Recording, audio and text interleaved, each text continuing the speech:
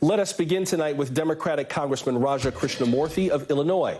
He's a Democrat on the Oversight Committee, Intelligence Committee, and Coronavirus Subcommittee. His district includes Elgin, Schaumburg, and other parts of Chicago's western suburbs. Congressman Krishnamoorthi, good evening. Good evening. Could I just start with your thoughts on today, how you spent today, what your reflections are after the ceremonies 20 years after 9/11? Thank you, Joshua. I actually started the day with a remembrance ceremony here in Schaumburg, Illinois. It was a beautiful ceremony, and we remembered the fallen as well as the heroes who selflessly sacrificed themselves to save others. And what I said that they did was they demonstrated the 9/11 spirit. They showed courage in the face of evil, resilience in the face of tragedy, and unity above all.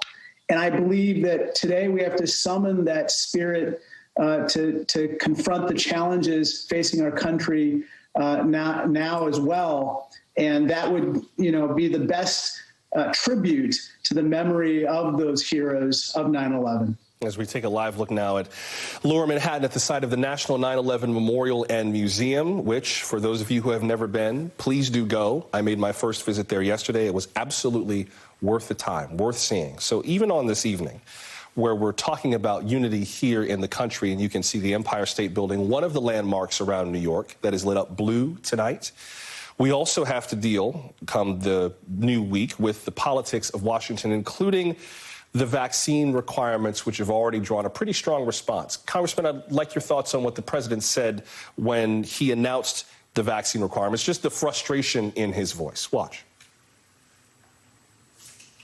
Over 200 million Americans have gotten at least one shot. We've been patient, but our patience is wearing thin, and your refusal has cost all of us. I wonder how you look, Congressman, at this idea of unity through the lens of this divisive issue. I would hate to think that what we're thinking about and feeling today on 9/11 vanishes with the dawn tomorrow, that none of it carries over into what we do next. Well, I'd like to think that this 9/11 spirit carries into the discussion about COVID. Look, we have to come together as a country to deal with this issue, as you know. It's not just regional or local in scope, it's national. And that's why those 25% of Americans who are not vaccinated pose a threat not only to themselves, but to the rest of the country. We cannot go back to a lockdown of schools or businesses. We have to keep both open. And the only way to do that, given the fact that the vast, vast majority of people who are hospitalized are unvaccinated people, is to get people vaccinated right now. What do you make of the opposition to the plan? I mean, this could go down, who knows, but I think some Republican governors believe that this would go down the same way as, say, the CDC's eviction moratorium, that they would be able to make the case that this is an administrative overreach or an overreach by the administration, that this is not the right way around it, even though I'm sure these governors would say they don't want the pandemic to last any longer than it has to. What about the possibility that this might go that same way?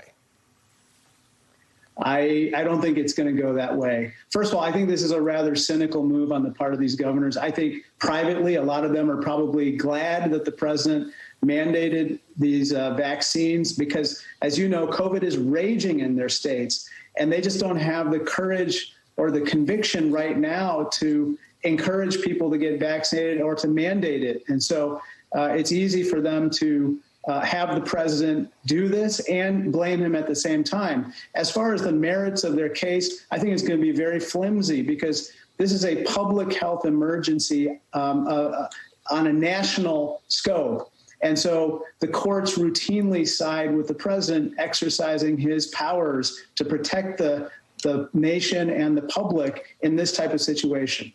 How much do you think that this 9/11 spirit, kind of as you put it, will extend to your colleagues on Capitol Hill when they come back this September? There is a lot to do, the bipartisan infrastructure plan, the not bipartisan infrastructure plan, hurricane relief. There's also Afghan resettlement funds. There's the matter of paying to fund the United States government. What's your sense of how all that's going to go? Well, I'd like to think that the 9/11 spirit will carry into the rest of September, but of course we run up against the ghost of Trump. And unfortunately, although Donald Trump is no longer president, he casts a long shadow over Congress, and especially the Republican caucus in the House.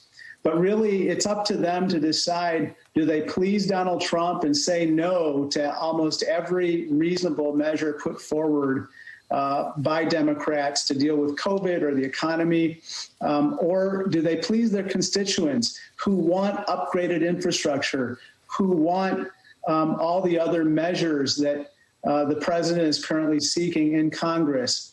I hope they choose wisely.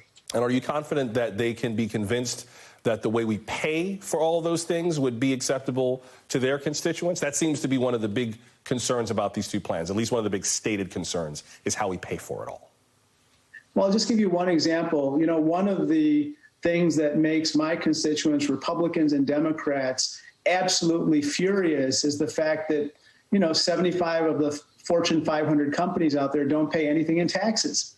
And, to say that setting a minimum tax level for these corporations would somehow be unreasonable would really fly in the face of what their constituents would want.